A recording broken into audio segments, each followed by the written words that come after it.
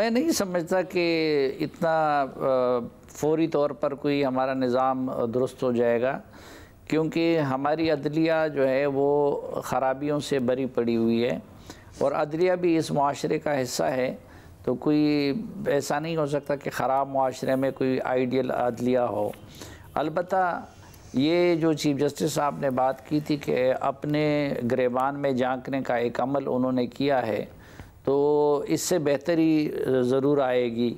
और कम से कम मुस्तक़बल में अगर कोई जज इस तरह ज़मीर फ़रोशी करेगा जिस तरह के जजेस ने ज़ुल्फ़िकार अली भुट्टो को सज़ा देते हुए वक्त किया था, या फिर हमारी तारीख़ में और बहुत सारे ऐसे शर्मनाक फ़ैसले हैं, तो उन ये जो मौजूदा जजेस हैं उनको ये एक सबक मिल गया कि मुस्तक़बल में किसी वक्त उनके उस किरदार की इसी तरह से नकाब कुशाई भी की जा सकती है और उसको गलत भी करार दिया जा सकता है।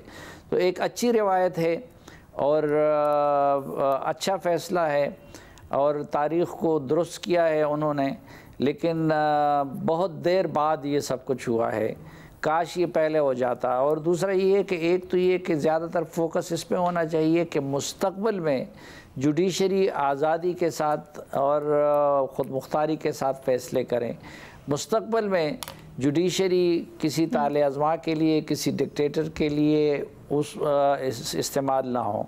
और फिर इस दौरान एक नया रुझान अदलिया में आ गया है कि जजेस के अपने भी ग्रुप्स बन गए हैं, उनके अपने मफादात आड़े आ जाते हैं, उनके ताल्लुकात होते हैं वो आड़े जाते हैं। ये जो पिछले 3-4 चीफ़ जस्टिस का दौर हमने देखा, जस्टिस बंदयाल साहब का, जस्टिस साकिब निसार साहब का, तो उसके तदारुक के लिए भी कोई इक़दाम जुडिशरी को ख़ुद उठाने चाहिए कि कोई जज साकिब निसार और उमर अता बंदयाल भी ना बन सके।